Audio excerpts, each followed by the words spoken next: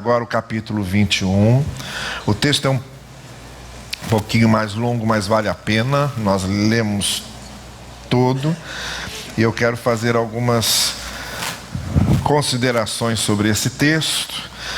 Nós estamos extraindo, até mesmo por causa desse contexto dos 80 anos da nossa igreja, estamos extraindo aqueles princípios mais fundamentais do livro de Atos, e eu tenho sempre lembrado, Atos é o único livro que não terminou de ser escrito em termos de significado.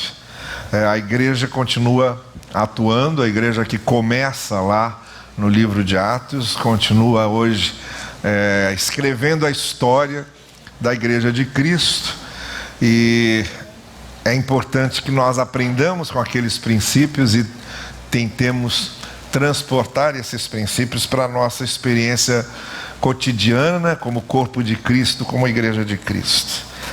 E diz assim então, esse texto de Atos, nós já estamos aí nas viagens missionárias de Paulo, e o relato é o seguinte: depois de termos nos separado deles, zarpamos e navegamos em linha reta à ilha de Cós. No dia seguinte, para Rhodes, e dali para Pátara. Tendo encontrado um navio que fazia travessia à Fenícia, embarcamos e zarpamos. Depois de avistar Chipre e deixá-la à esquerda, navegamos em direção à Síria e desembarcamos em Tiro, onde o navio devia descarregar. Tendo achado os discípulos que havia ali naquele lugar, permanecemos ali 7 dias. Eles, movidos pelo Espírito, diziam a Paulo que não subisse a Jerusalém. Passados aqueles dias, saímos para continuar a viagem, acompanhados por todos, com mulheres e crianças, até fora da cidade. Na praia, depois de ajoelhar-nos e orar, despedimos-nos uns dos outros. Nós subimos no navio e eles voltaram para casa. Terminando a viagem por mar de Tiro, chegamos a Ptolemaida, saudamos os irmãos e permanecemos um dia com eles. No dia seguinte partimos e chegamos a Cesareia, onde fomos à casa de Filipe, o evangelista, que era um daqueles 7 separados para servir as viúvas dos helenistas, e permanecemos com ele. Ele tinha 4 filhas solteiras que profetizavam. Enquanto permanecíamos ali vários dias, desceu da Judéia um profeta chamado Ágabo. Ele veio até nós, tomou o cinto de Paulo e, tendo-se amarrado os pés e as mãos, disse: assim diz o Espírito Santo, deste modo os judeus em Jerusalém amarrarão o homem a quem pertence este cinto e o entregarão nas mãos dos gentios. Quando ouvimos isso, nós e os do lugar rogamos insistentemente para que Paulo não voltasse para Jerusalém.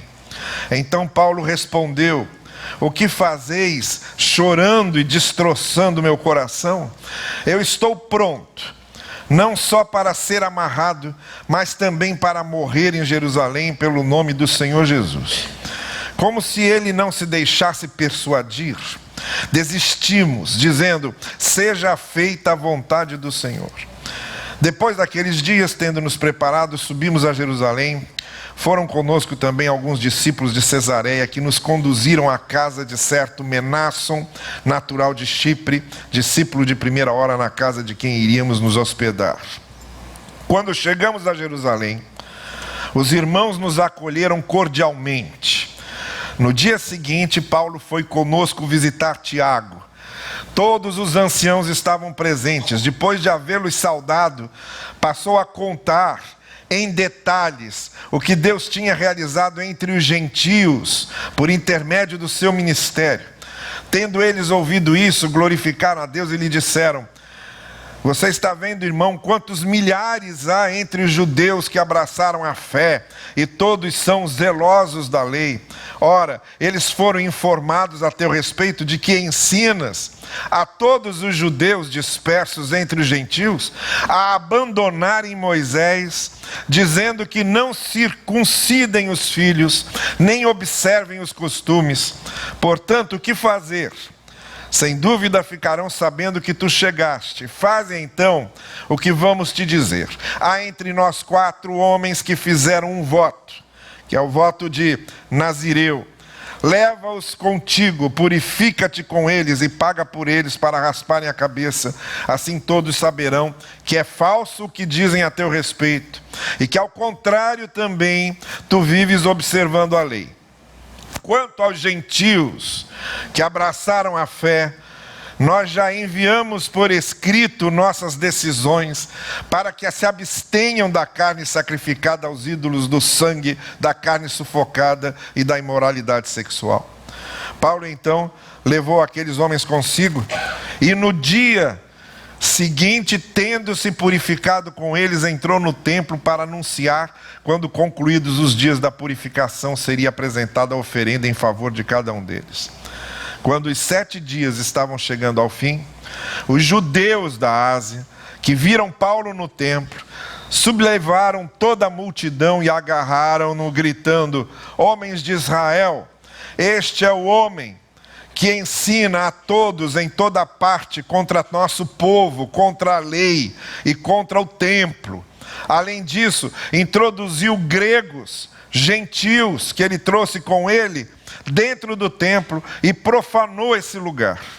De fato, previamente o haviam visto na cidade com Trófimo, o Efésio, e imaginaram que Paulo tivesse introduzido no templo.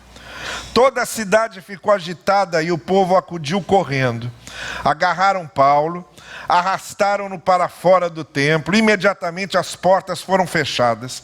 Enquanto procuravam matá-lo, chegou ao tribunal da corte a notícia de que toda Jerusalém estava amotinada. No mesmo instante tomou consigo soldados e centuriões e desceu correndo até eles. Quando viram o tribuno e os soldados, cessaram de bater em Paulo. O tribuno, tendo se aproximado, prendeu-o e mandou amarrá-lo com 2 correntes. Enquanto isso, informava-se sobre quem era e o que havia feito. Na multidão, uns gritavam uma coisa e outros outra. Ora, não podendo saber ao certo o que tinha acontecido por causa do tumulto, mandou que o conduzissem para a fortaleza. Quando chegou aos degraus da escadaria, teve de ser carregado pelos soldados por causa da violência da multidão. De fato, a massa do povo seguia gritando: fora com ele! Olha, isso foi quase a repetição do mesmo que aconteceu com Cristo, só faltou dizer aqui: crucificam. No momento em que iam conduzi-lo para dentro da fortaleza, Paulo disse ao tribuno: posso te pedir uma coisa? E ele disse: sabes grego? Então não és tu o egípcio que dias atrás começou uma revolta e conduziu ao deserto 4.000 sicários? Paulo disse: eu sou judeu, natural de Tarso, da Cilícia, cidadão de uma cidade não insignificante. Rogo-te que me permitas falar ao povo. Ele consentiu, e Paulo, de pé na escadaria, fez sinal com a mão ao povo, e tendo feito isso, um grande silêncio, lhes dirigiu a palavra em língua hebraica. Olha, eu quero sinalizar aqui algumas coisas. Todos nós, em algum momento, vamos passar momentos difíceis na vida, situações difíceis, de opressão, de perseguição, de doença, de perda, problemas financeiros, problemas na família, problemas no trabalho, seja o que for.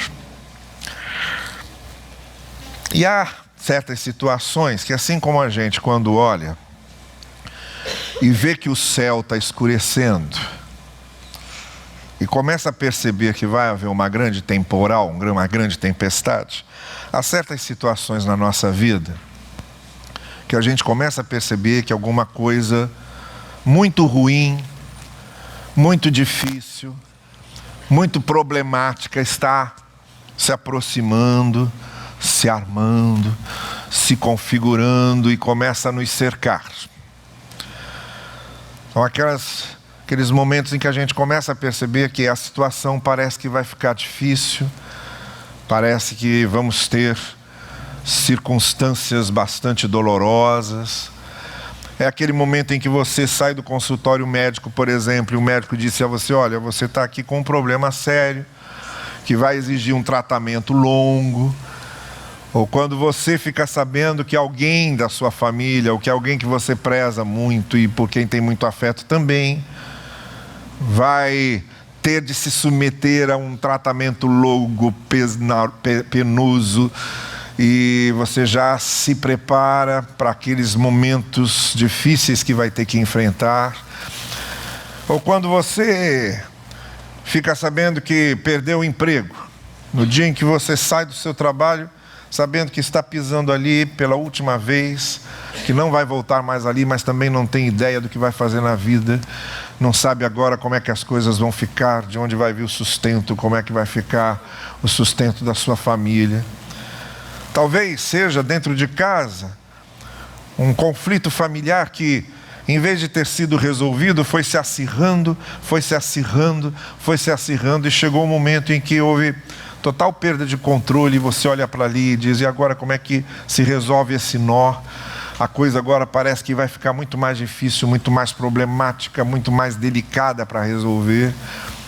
É quando você que é pai ou que é mãe, e que tem experiência na vida, vê certas coisas que seus filhos estão fazendo, certas decisões que tomam, certas escolhas que fazem, e você já antecipa dizendo: isso não vai acabar bem, está na cara que isso não vai acabar bem, está na cara que isso vai dar problema, está na cara que isso pode acabar em alguma tragédia.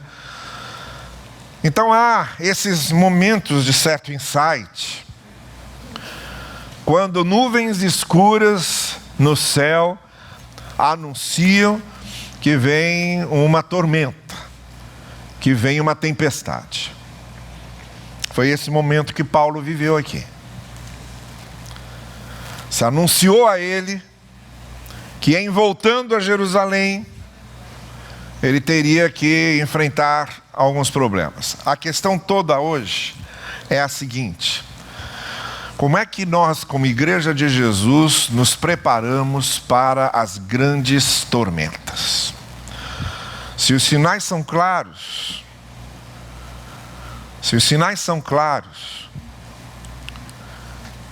na sociedade, no mundo como um todo, no país, no ambiente familiar, se há sinais claros de que tormentas consistentes se aproximam, ou se eu, na minha vida pessoal, começo a perceber que certas dificuldades estão surgindo, certos nós estão sendo feitos, e eu não sei exatamente como desnodar aquilo, e já antecipo dentro de mim que serão momentos difíceis, situações difíceis que eu terei de viver.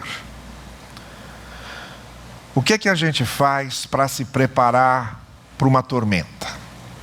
Eu digo isso porque esse texto mostra um homem sendo preparado para uma grande tormenta que ele vai começar a enfrentar aqui e vai até o final do capítulo 28.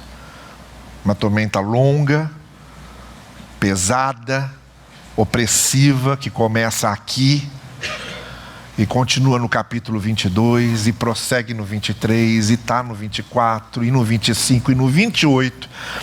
O livro de Atos termina e a tormenta de Paulo não terminou. Eu estou dizendo isso porque nós hoje, às vezes, somos muito preparados, no sentido de como se o fato de termos fé fosse tudo muito fácil, não fôssemos passar por isso, tormentas não existem, sofrimento não há para quem crê. Quando a gente vê aqui uma outra realidade. Por mais que eu me encha de fé ingênua, achando que o fato de eu ter fé por si só vai me livrar das tormentas, eu só estou com fé ingênua e isso não vai mudar a coisa. O fato de eu ter tomado um ônibus errado, por mais que eu acredite que aquele ônibus está certo, não vai mudar meu rumo, eu vou acabar no lugar errado. Por mais boa intenção que eu esteja em estar lá dentro. E por mais que eu argumente com o motorista, mas eu entrei nesse ônibus acreditando que eu estava no ônibus certo, o motorista vai dizer, não posso fazer nada. Esse não é o ônibus certo. Então as nossas confianças ingênuas não nos servem de justificação.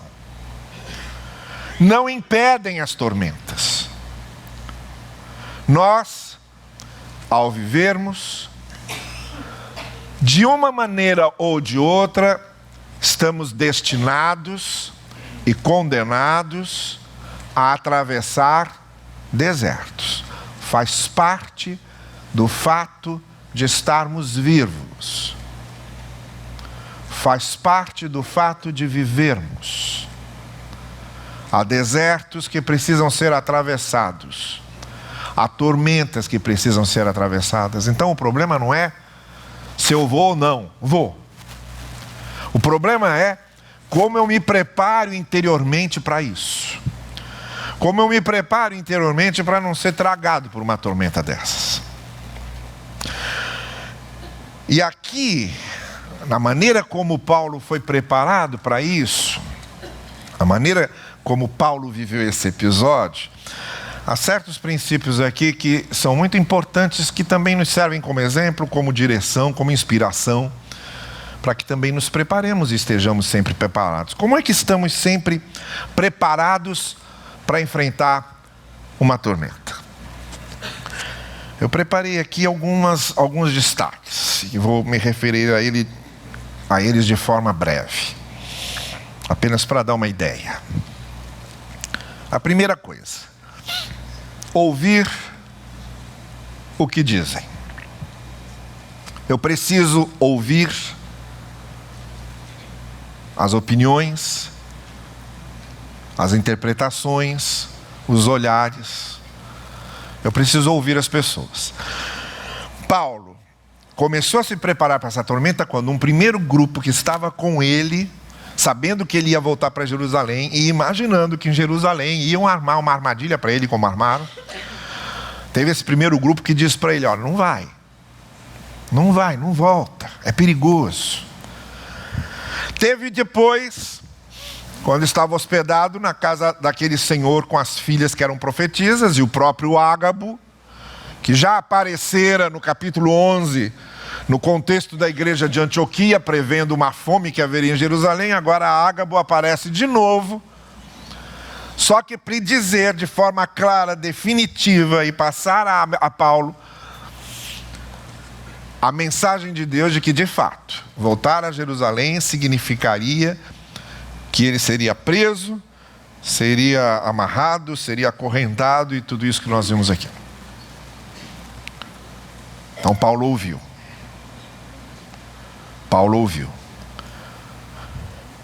Foi a oportunidade que ele teve em ouvindo de começar a se preparar para isso. Na cabeça de Paulo, tanto o aviso mais informal dos seus colegas de ministério, quanto o aviso mais formal de Ágabo e das profetisas, na cabeça de Paulo ficou muito claro que pelo jeito vem coisa braba aí. E isso já começou a prepará-lo por dentro. Faz muito bem nós olharmos as circunstâncias, olharmos o que está ao nosso redor, nos informarmos, lermos jornais, saber o que está acontecendo, porque tudo isso vai servindo de cabedal, de acervo interior, para nós não entrarmos de gaiatos em certas situações, em certas circunstâncias. E muito especialmente, às vezes, ouvindo pessoas que já viveram mais do que nós, ou que têm experiência muito maior do que a nossa, e que observando às vezes certas coisas que fazemos e certas escolhas e decisões que tomamos, elas nos avisam: olha, isso vai dar problema, isso é perigoso, isso não vai terminar bem. Então é necessário que estejamos ouvindo pessoas. Uma das grandes maneiras de nos prepararmos para situações difíceis é sabermos ouvir e sabermos ver. Sabermos interpretar os sinais da vida. Sabermos interpretar os sinais das circunstâncias. E termos essa visão mais lúcida e mais clara de que pelo jeito, isso aqui vai me dar problemas. Isso aqui vai me colocar em dificuldades. E já começar a se preparar para isso. Uma segunda coisa que nos ajuda a enfrentar os momentos de crise, de tribulação da vida, é orar e buscar a orientação de Deus. O texto diz que Paulo, então, juntamente com aquelas pessoas que disseram: não volta para Jerusalém não, que será um problema. Ali, antes de se despedir deles, eles ajoelharam e oraram juntos.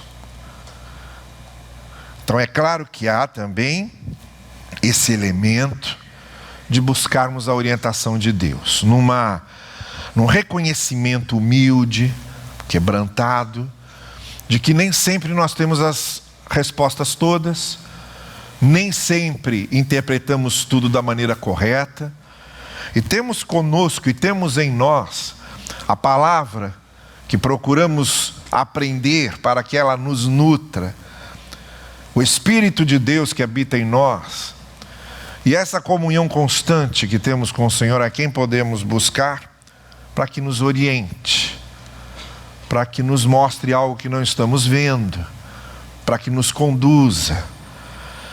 Por que é que nós oramos? Não é por causa de Deus. Deus não precisa das nossas orações. Ninguém está contando nenhuma novidade a Deus quando ora. Ninguém está informando Deus de nada. A oração não serve para Deus, a oração serve para a gente. Quando eu oro e busco a Deus, eu estou me quebrantando por dentro. E estou reconhecendo essa dependência que eu tenho dele. A oração existe não é por causa de Deus, a oração existe por minha causa. A oração não existe para que Deus ouça, a oração existe para que eu fale. A oração não existe para que Deus mude, a oração existe para que eu mude. Então a gente não dá o valor devido à oração, porque é claro que qualquer um que pensar um pouquinho e dizer: se Deus sabe de tudo, para que eu preciso orar? Se a vontade de Deus já está estabelecida, para que eu preciso orar? Se Deus atende certas orações e não atende outras, para que eu preciso orar? Está na cara. Qualquer pessoa que pare e pensa um pouquinho, se desestimula de orar à luz disso. Mas o foco está errado. Eu não faço questionamentos sobre oração pensando em Deus. Quando eu falo em oração, eu penso em mim. Não é no que a oração produza em Deus. É no que a oração produz em mim. Se eu mudar o foco, aí eu começo a valorizar a oração, porque a oração não tem valor, porque aproxima Deus de mim. Não tem nada a ver com Deus. A oração tem valor porque me aproxima de Deus. Esse é o foco correto. Então eles se ajoelharam e oraram, porque isso causou dentro de Paulo e dos outros irmãos esse quebrantamento interior de uma dependência de que, vou para lá, não sei o que vou enfrentar, mas eu preciso depender de Deus e reconhecer que preciso de Deus para enfrentar essa hora. É aqui dentro que a coisa tem que acontecer, não é dentro de Deus, é aqui dentro. Por isso que eu oro. Esse é o foco.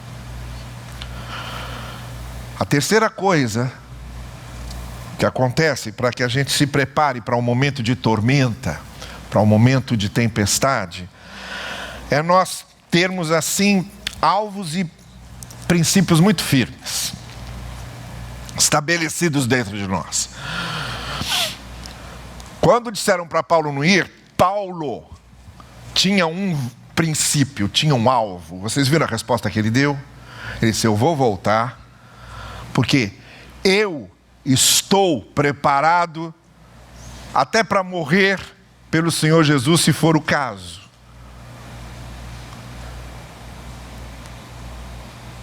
O que acontece fora da gente é sempre muito instável. Essas tempestades são muito instáveis, os problemas são desconhecidos, a gente não sabe exatamente com o que vai lidar.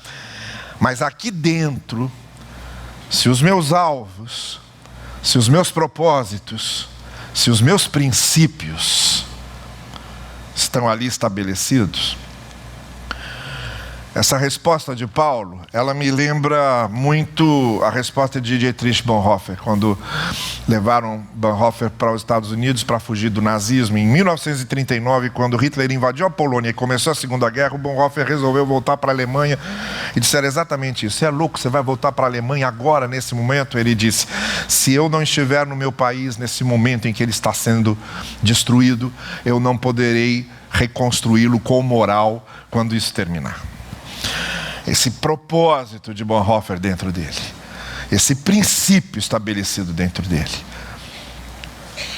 As pessoas se afundam no meio de problemas, na grande maioria das vezes, porque entraram nesses problemas sem princípios, valores e alvos muito bem estabelecidos.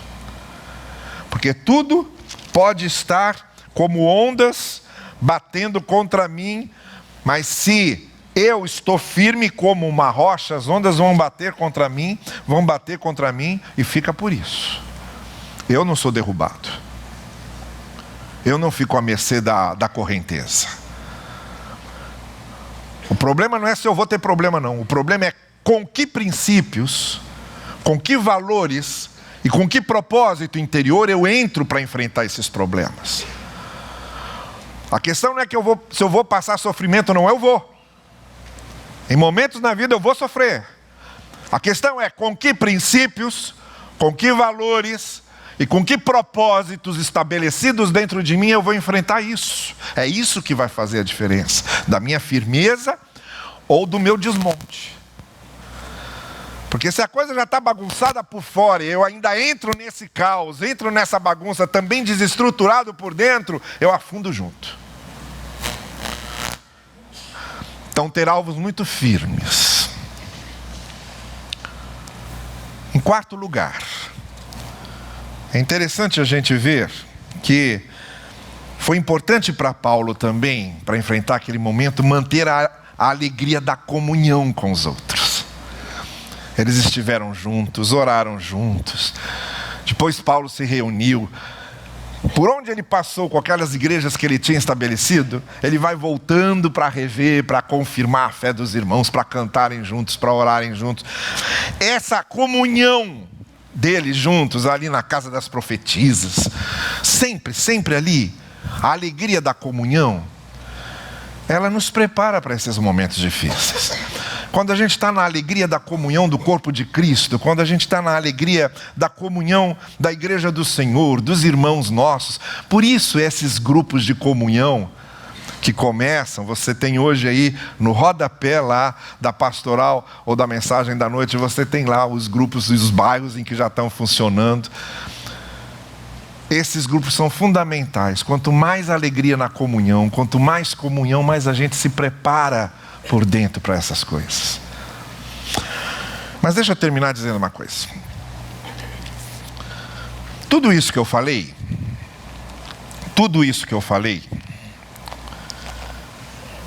poderia ser entendido dentro de uma grande aula de autoajuda. Isso aqui tudo agora podia se transformar numa aula de autoajuda.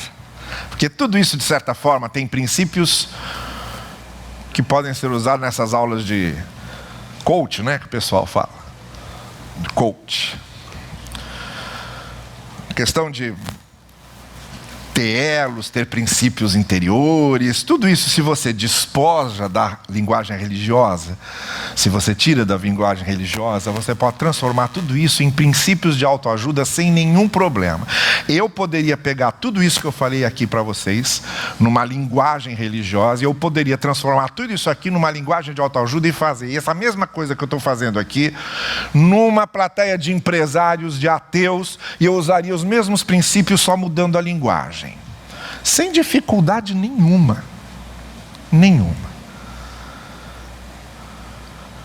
Mas o ponto que eu quero acrescentar agora só serve aqui. Não serve mais para auditório nenhum. Que, na minha opinião, é o que essencialmente nos prepara para enfrentar os momentos difíceis. E que linguagem de autoajuda em nenhum lugar pode substituir. Que foram esses momentos no texto em que o que estava acontecendo ali com Paulo se identificava muito com o que havia acontecido com Cristo. Se a gente lê o texto como ele foi escrito, é quase que temos a ideia, a impressão de que aquilo foi feito propositadamente para fazer um paralelo com a maneira como o sacrifício de Cristo foi descrito. Cristo também estava indo para Jerusalém. Os discípulos, sabendo que Jesus estava indo para Jerusalém, e imaginando os perigos, pararam Cristo no caminho e disseram: não vai, é perigoso. Quando Cristo disse: olha, importa que eu vá, que eu seja preso e que eu morra nas mãos deles para ressuscitar depois, eles disseram: não faça isso. Pedro, inclusive, que tinha acabado de dizer que Cristo era o Filho de Deus, foi o primeiro que não vai, de jeito nenhum. A mesma coisa. E Pedro e Jesus continuam o seu caminho para Jerusalém, e de fato lá acontece tudo aquilo para o qual ele foi preparado. Em Jerusalém. Com Paulo se deu a mesma coisa. Disseram para ele não ir.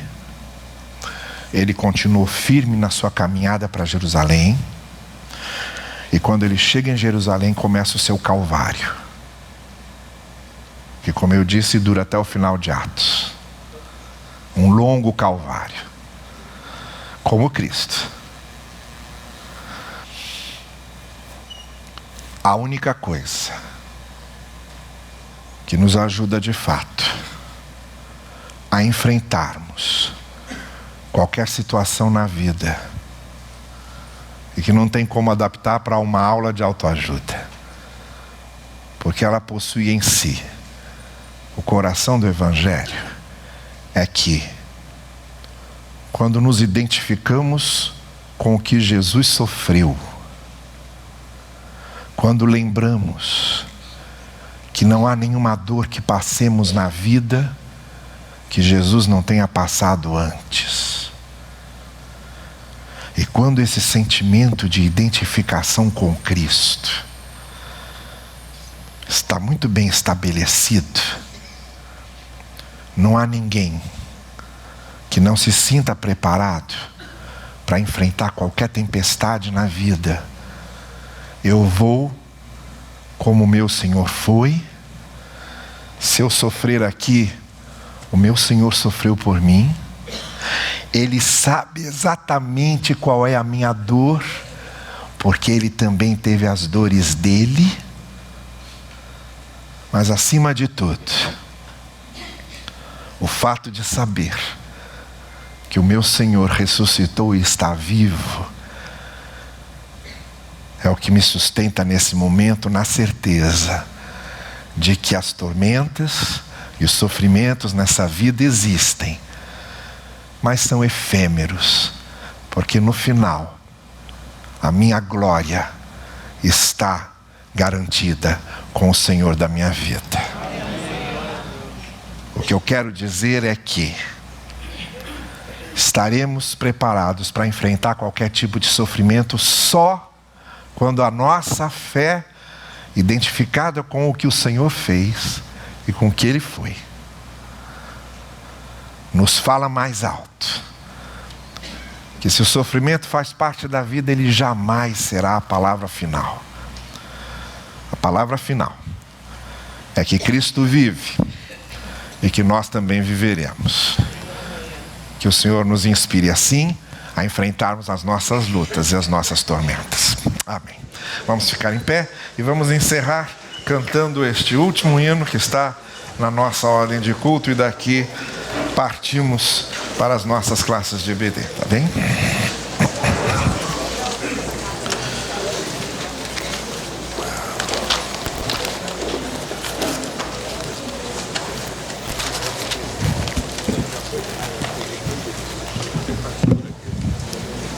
O hino que a gente vai cantar é um hino conhecido de alguns, e nós vamos cantar 2 vezes para todo mundo poder cantar. Essa é uma congregação que canta muito bem, e esse é um hino da cantata Testemunho, de William Reynolds, e que foi traduzido em 1973.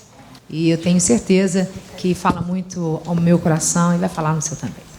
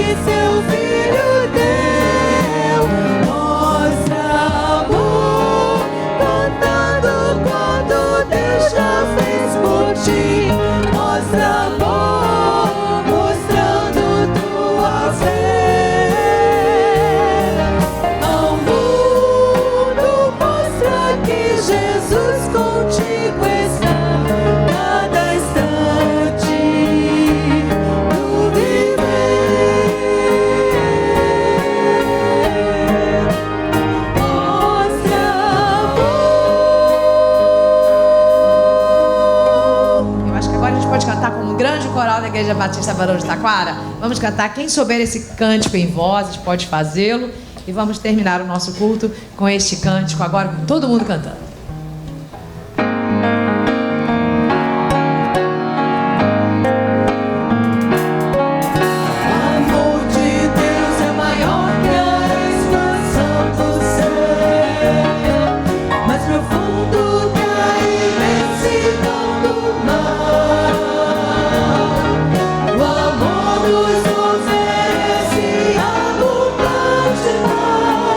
Pois Deus amou o mundo